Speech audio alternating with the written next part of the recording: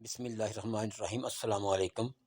State bank اور وزارت خارجہ نے ہنگامی طور پر تمام ممالک میں پاکستانی سفارتخانوں سے کہا ہے کہ وہاں مقیم اوورسیز پاکستانیوں سے ریمیٹنسز کے حوالے سے سروے کروائیں تاکہ ڈیٹا اکٹھا کیا جا سکے۔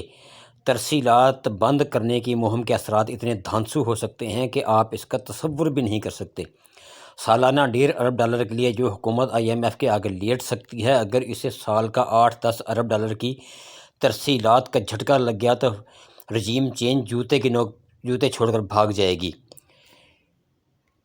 اب آتے ہیں مذاکرات کی طرف۔ عمران خان نے فوجی بھائیوں کی ہر چال کو نہ صرف سمجھ لیا ہے بلکہ اس کا توڑ بھی نکال لیا ہے۔ پہلے فوجی بھائی خان کو اندر رکھ کر بڑی بڑی چھلانگیں لگا رہے تھے، ہم معیشت کو ٹھیک کر دیں گے، ہم دہشت گردی کو دفن کر آئیں گے، ہم کرکٹ کو سنبھال لیں گے، ہم سیاست کو ٹھیک کر دیں گے، ہم ریاست کے معامے ہیں بچا لیں گے، ہم عدالت کو دبا لیں گے، ہم آسمان اور زمین فتح کر لیں گے۔ پھر بلا بلا او پو کی آواز ادھر سے، او کی آواز ادھر سے، تھوڑی دیر بعد پو کی آواز۔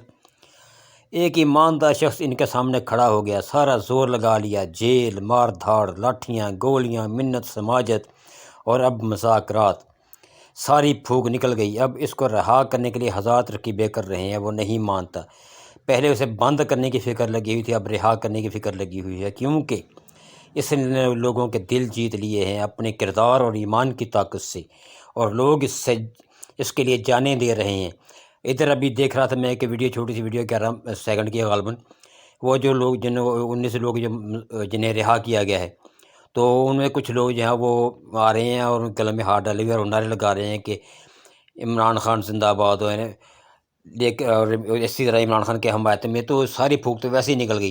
تو یہ مذاکرات خان کو پتہ ہے ایک بہانہ ہے دنیا کو دکھانے کے لیے، اور وہ اب اپنی شرطوں اور اپنے اصولوں کے ساتھ واپس آئے گا اور عوام میں دنیا کے تاریخی استقبال بھول جائے گی۔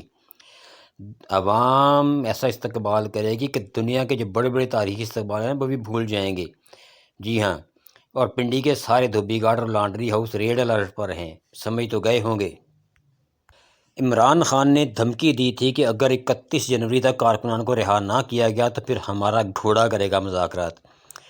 حافظ صاحب مقتدرہ اتنا گھبرایا ہوا ہے کہ 2 جنوری کو ہی مذاکرات کے اگلے راؤنڈ سے قبل ہی خیر سگالی کے طور پر کچھ قیدیوں کو رہا کر دیا۔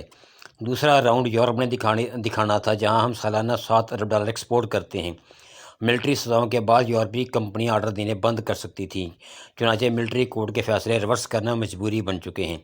اور ہاں، پچھلے مہینے عمران خان کا ملٹری ٹرائل کرنے کی دھمکیاں دینے والے ٹاؤٹ اور جرنیلوں سے پوچھے کہ کیا اب بھی عمران خان کا ٹرائل ہوگا یا ہمیشہ کی طرح؟ سمجھ ہی گئے ہوں گے۔ ملتے ہیں اگلے ولاگ میں، چینل کو سبسکرائب کرنا مت بھولیے گا۔ اللہ حافظ۔